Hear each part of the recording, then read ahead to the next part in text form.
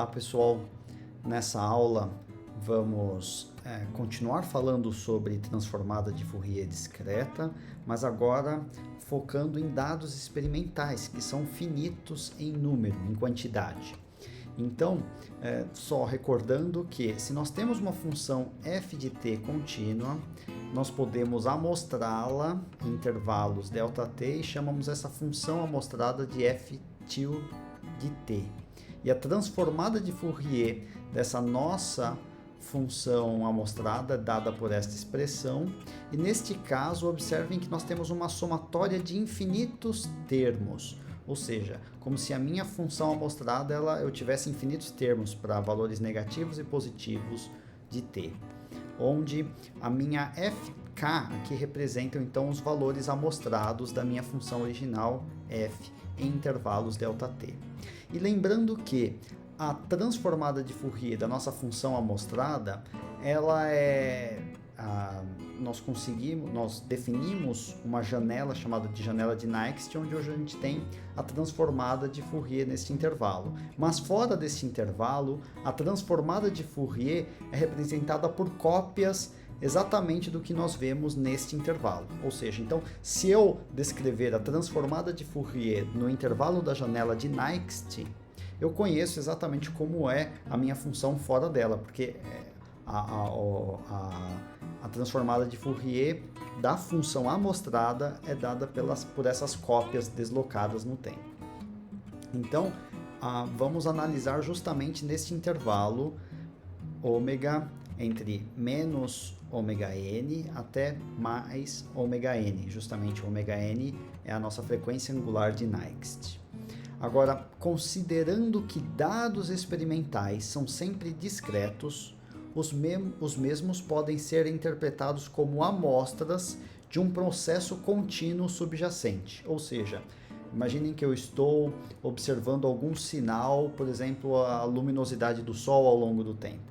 Então, quando eu inicio a coleta dos meus dados, o fluxo da luz solar já está ocorrendo no passado. Eu só estou amostrando a partir de um certo momento e eu posso interromper essa coleta em um certo momento no futuro. Então, eu tenho um intervalo finito do tempo onde eu amostrei esta informação.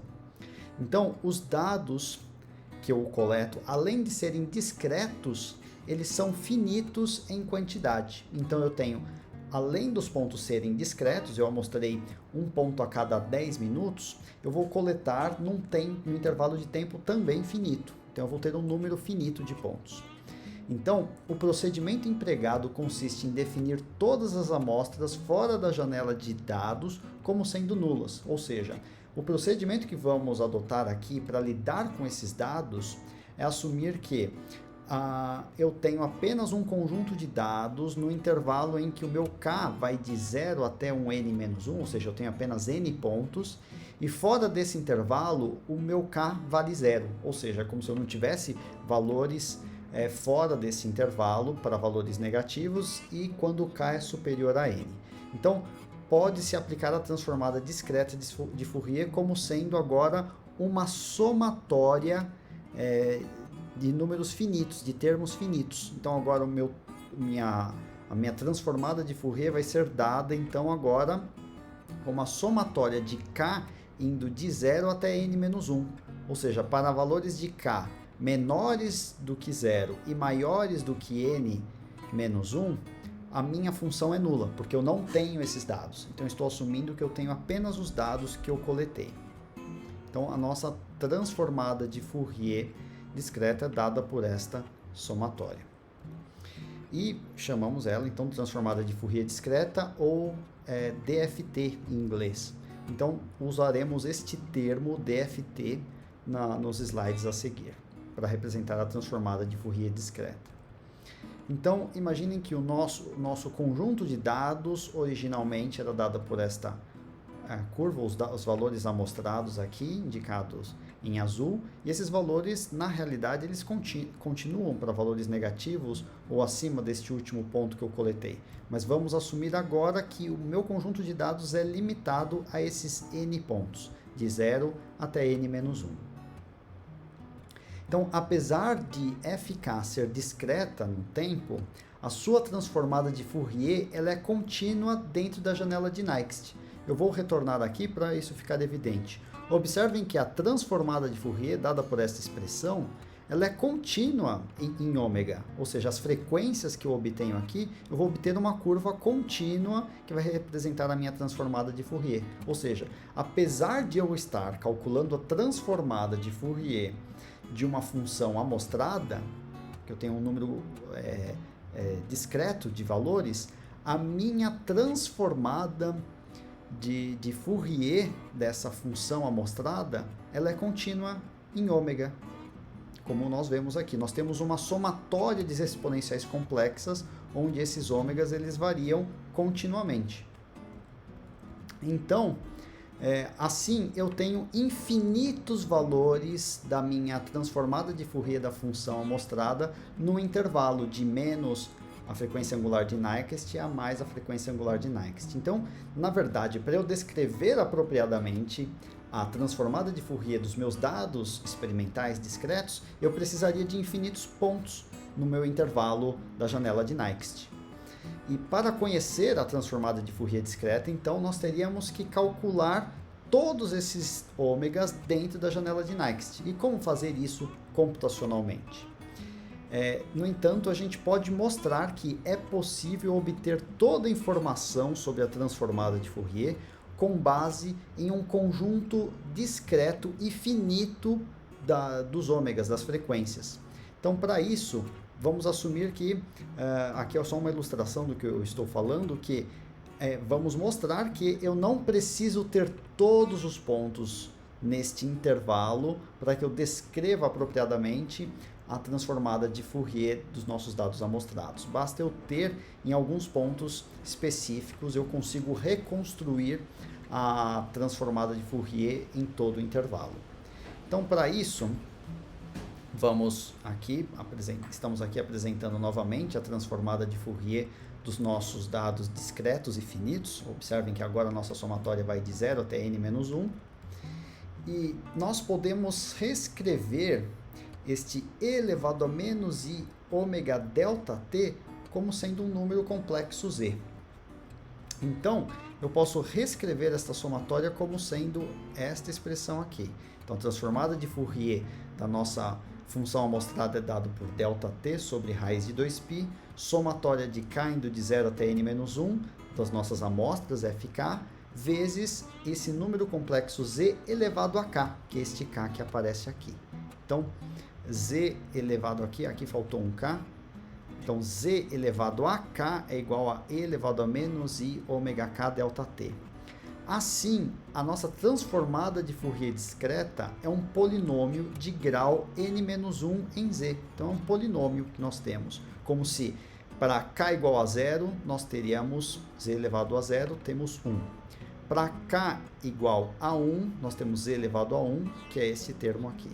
Para k igual a 2, teríamos f2 vezes z elevado a 2, que é esse termo aqui, até o último termo, que seria k igual a n-1. Então, z elevado a n-1 multiplicado por fn-1, a última amostra. Então, a nossa transformada de Fourier discreta, ela pode ser representada por um polinômio de grau n-1. O grau é dado pelo o termo com o maior expoente, no caso n-1. Então, nós temos esse polinômio de grau n-1. E aí, lembrando do teorema fundamental da álgebra, que diz que todo polinômio de grau n é equivalente ao conjunto de valores que o mesmo assume sobre n mais 1 pontos do seu domínio. Por exemplo, para eu definir uma reta é um polinômio de grau 1. Para eu definir a reta, basta eu ter 2 pontos. Para eu definir uma parábola, que é um polinômio de grau 2, eu preciso de 3 pontos, ou seja, sempre o grau do polinômio mais 1. Assim, vamos considerar um polinômio p de x, dado por esta expressão. Então, ele é um polinômio de grau n, e eu tenho n mais uma incógnitas, que são esses coeficientes do polinômio. Se eu conheço o valor do meu polinômio em n mais 1 pontos, por exemplo, esses pontos x0, x1 até o xn, eu vou ter então n mais uma incógnitas, que são os coeficientes do meu polinômio, e eu vou ter n mais uma equações, que são justamente os valores do meu polinômio em cada um dos respectivos n mais 1 pontos. Então, eu posso resolver esse sistema, ou seja, eu tenho n mais uma equações e n mais uma incógnitas, então eu consigo determinar os coeficientes do meu polinômio. E conhecendo-se os coeficientes do meu polinômio, eu posso determinar o valor do meu polinômio em qualquer outro ponto. Então, com apenas os n mais 1 pontos que eu conheço do meu polinômio, eu consigo determinar todos os outros pontos do meu polinômio. E, semelhantemente, a gente pode fazer isso para o nosso problema da transformada de Fourier. Se eu tenho n mais 1 pontos, se eu tenho um conjunto finito de pontos da minha transformada de Fourier, eu consigo restaurar todo o valor da minha transformada de Fourier em todo o domínio. Então é justamente isso que vamos fazer. E uma forma conveniente para definir o espaçamento desses pontos ao longo do domínio da frequência é assumirmos que eles estão equidistantes, estão equispaçados. Então vamos assumir que eu tenho então n pontos indo de ω0 até ωn-1 e eles estão equidistantes em intervalos de ΔΩ. Então o valor de cada um dos valores da frequência que eu vou ter, ΩK, vai ser dado por K, um inteiro, vezes ΔΩ. E, então, como eu quero definir justamente na janela de Nyquist, que vai de menos ΩN até ΩN, então basta eu pegar o intervalo, o 2 ΩN, e dividir pelo número de pontos que eu tenho no intervalo, que é N. Então, desta forma, eu defino o intervalo das frequências. Então, o intervalo das frequências que eu estou discretizando o domínio da frequência vai ser dado pelo tamanho da janela de Nyquist dividido pelo número de pontos. E lembrando que a janela de Nyquist, a frequência de Nyquist, ΩN, é dado por π sobre ΔT, então nós temos que o intervalo de frequência que nós estamos definindo vai ser dado por 2 vezes π sobre ΔT dividido por n. Então, este é o intervalo que eu estou discretizando a minha janela de Nyquist. Então, nós podemos escrever a nossa transformada de Fourier, da nossa função amostrada, agora não como uma função contínua no domínio da frequência, mas eu posso simplesmente escrever a transformada em pontos do meu domínio da frequência discretos. Pois eu sei que eu posso agora reconstruir o valor da nossa função nos valores intermediários a partir desses valores finitos, discretizados. Ou seja, a nossa transformada de Fourier da nossa função amostrada, dada por ΔT sobre raiz de 2π, somatória de k indo de 0 até n-1, fk elevado a menos ik ΔT ω_j. Aqui eu troquei o índice, ao invés de k para j, justamente para não confundir com o índice da somatória no domínio do tempo. Então, nós temos aqui a transformada de Fourier, que agora nós temos em um número finito de pontos. Lembrando que o nosso ω_j é igual a j, o inteiro, vezes o intervalo ΔΩ, em que eu estou discretizando os meus pontos, e o ΔΩ dado por essa expressão, tal que o nosso ω_j é igual a j, número inteiro, dividido por vezes 2π, dividido por n ΔT. E assim chegamos à nossa transformada de Fourier discreta, onde substituímos esses ω_j por esta expressão. E assim, este ΔT cancela com este ΔT, e nós temos então o expoente dado por menos i 2π sobre n kj. Então, observem que dentro da exponencial não aparece mais o passo do tempo, o intervalo do tempo. Lembrando que o nosso J também ele varia de 0 até n-1, ou seja, eu tenho n valores também, compatível com os valores de K.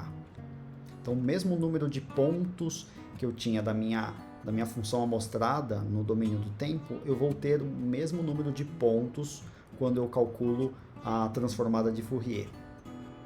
Então, agora nós temos a nossa transformada de Fourier discreta direta e a transformada de Fourier inversa é dada por essa expressão. Vocês podem deduzir, mas o procedimento é bem semelhante e vemos que há um paralelismo entre a direta e a inversa, ambas trabalhando agora num domínio discreto. Então não temos mais funções contínuas, tanto no tempo quanto no domínio do tempo, quanto no domínio da frequência.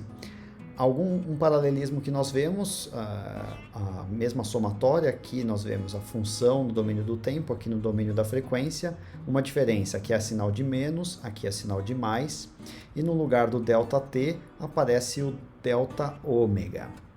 Lembrando que ΔΩ pode ser escrito como 2π sobre nΔt, substituindo nós temos esta expressão.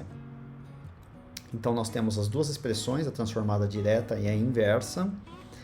E podemos observar que, para eu calcular a transformada direta, eu dividi a expressão por raiz de 2π. E para calcular a transformada inversa, eu multipliquei por raiz de 2π. Aqui, observem que eu não tenho mais o ΔΩ, apenas o ΔT. Então, neste caso, como eu divido numa direção, na transformada direta, e eu multiplico na transformada inversa, é uma operação que pode ser suprimida. Então, podemos simplificar a representação da transformada de Fourier direta e inversa, suprimindo esse raiz de 2π. Então, nós temos essas duas expressões, a transformada de Fourier direta e a inversa. Poderíamos fazer também isso com o ΔT. Observem que numa eu multiplico e na outra eu suprimo. Quando essa operação é feita em pacotes numéricos no computador, esse ΔT não aparece, mas aqui eu coloquei explicitamente para observar a dimensão física desses processos, mas ele poderia ser suprimido na operação matemática. E agora vamos falar sobre quão custoso é calcular essas transformadas de Fourier, tanto a direta quanto a inversa. Então, qual é o custo computacional dessas operações? Então, tanto para a transformada de Fourier discreta direta e inversa, para n valores, nós temos n produtos e n somas de termos. Ou seja, para cada uma dessas, para cada um dos valores, eu tenho que realizar n multiplicações e n somas. Ou seja, multiplicando n por n, eu tenho que fazer ao todo n ao quadrado multiplicações e n ao quadrado somas. Então, nós vemos aqui, eu tenho que fazer essas multiplicações para cada elemento dele n vezes. Então, dá n ao quadrado multiplicações e as somas dos termos. Computacionalmente, é mais custoso fazer a multiplicação do que a soma. Então, assim, o gargalo de todo o procedimento é justamente a multiplicação.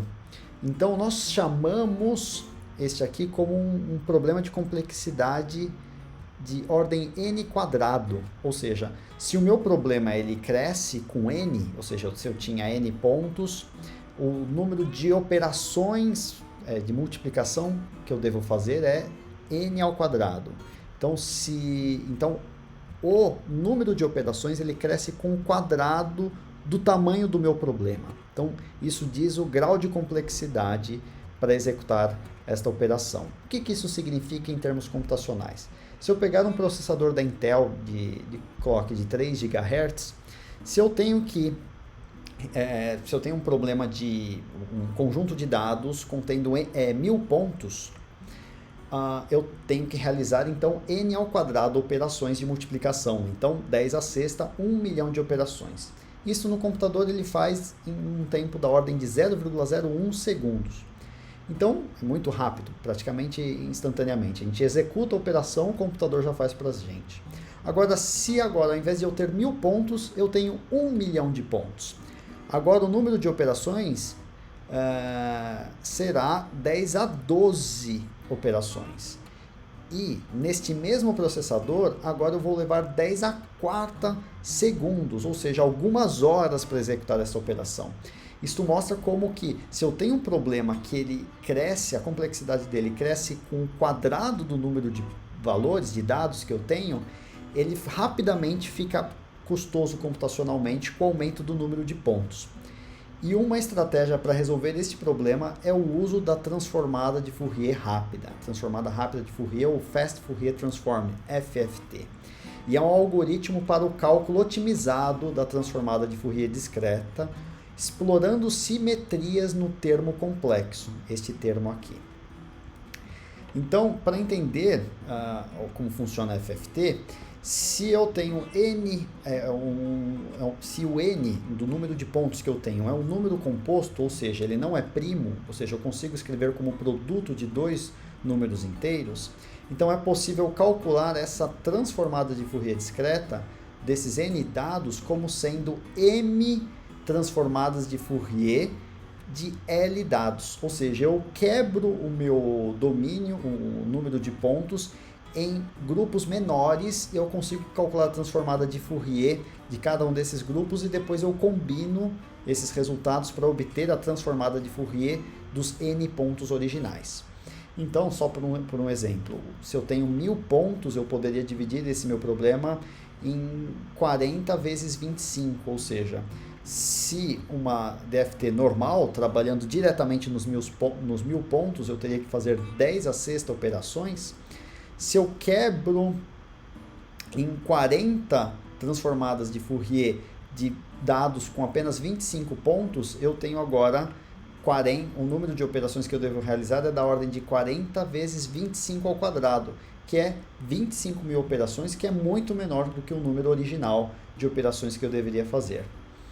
E a simetria que a gente explora é da seguinte forma: vamos chamar de W, vamos definir W como sendo elevado a menos 2πi sobre n. Então, essa aqui é a exponencial complexa que aparece nos termos da transformada de Fourier direta, por exemplo.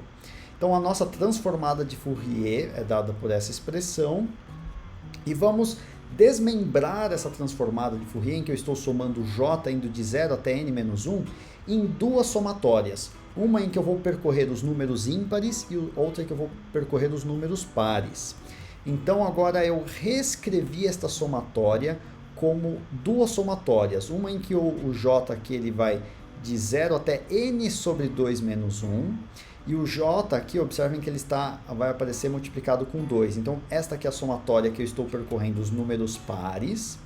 E essa daqui, observem que os coeficientes estão aparecendo com 2j mais 1. Eu estou percorrendo agora os números ímpares.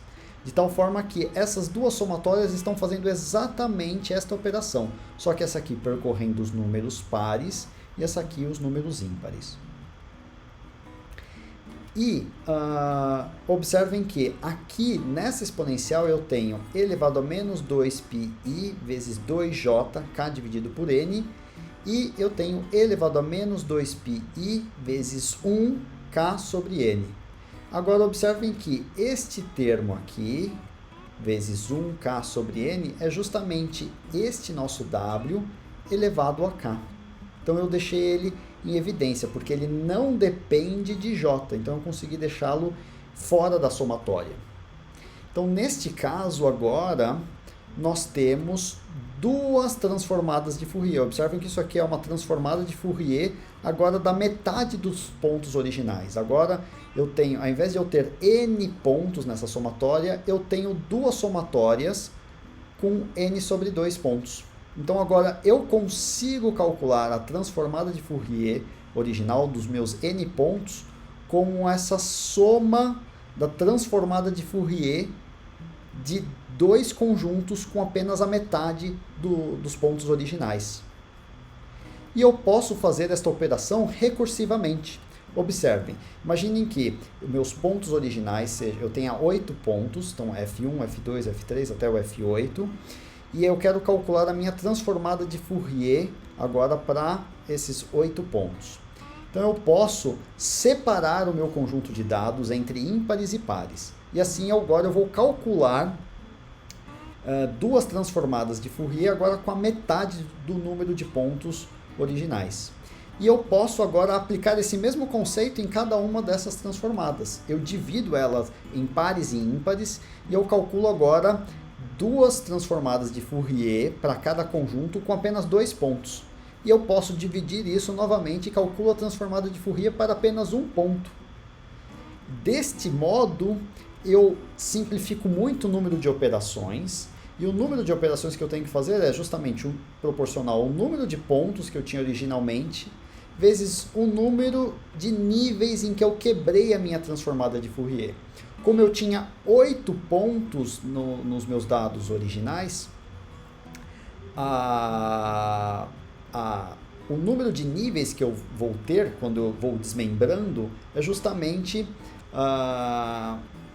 3 neste caso, que representa o logaritmo de 8 na base 2, ou seja, inicialmente eu tinha 8 pontos, eu dividi para 4, depois 4 foi para 2 e 2 foi para 1. O número de níveis que eu tenho aqui é justamente o logaritmo de 8 na base 2, que dá 3. Então o número de operações que eu tenho que fazer é proporcional ao número de pontos totais que eu tenho, que é 8, vezes o logaritmo de 8, que é 3. O que é muito, mas muito menos, o número de operações que eu tenho que fazer é muito menor do que originalmente, quando era n ao quadrado. Então, a eficiência do algoritmo da Fast Fourier Transform depende do número de fatores de n.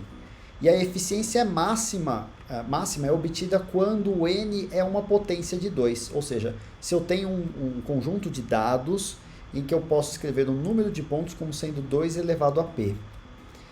E nesse caso, o número de operações é n log de n na base 2, como eu disse. No caso 8, se o meu conjunto de dados era 8, número de pontos, então aqui vai ser 8 vezes log de 8 na base 2, que é 3. Então 3 vezes 8, que é muito menor do que 8 vezes 8. E quando o meu conjunto de dados ele não é uma potência de 2, eu posso aumentar o meu conjunto de dados com zeros, justamente acrescentando pontos no final do meu conjunto de dados até obter a próxima potência de 2. E normalmente isso não é custoso computacionalmente, porque a FFT, que tem esta complexidade em termos de operação computacional, é muito rápido de ser obtido. Então o nome Fast Fourier Transform faz jus ao fato de que exploramos uma complexidade que cresce da ordem n vezes log n na base 2. Pacotes computacionais hoje permitem fazer a transformada de Fourier não apenas de números com potência de 2, mas ele permite outras subdivisões. Então, essa preocupação de se acrescentar zeros no final do arquivo, no final da série de valores, não é mais necessária em boa parte dos códigos computacionais atuais. Mas no caso, se quisermos, por exemplo, acrescentar zeros no final de um conjunto de dados, qual é o impacto disso na transformada de Fourier? Então observem que a transformada de Fourier é dada por essa expressão, transformada discreta, onde o delta ômega é dado por 2π sobre n delta t.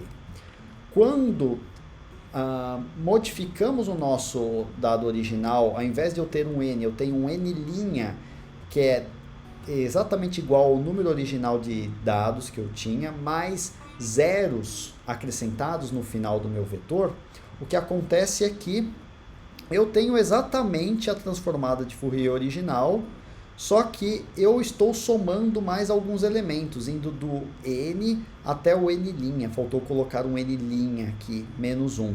Ou seja, eu tenho exatamente a mesma transformada de Fourier, mas lembrando que esses termos que eu adicionei no final da minha sequência de valores são todos nulos. Então a transformada de Fourier é exatamente a mesma, só que tem um detalhe.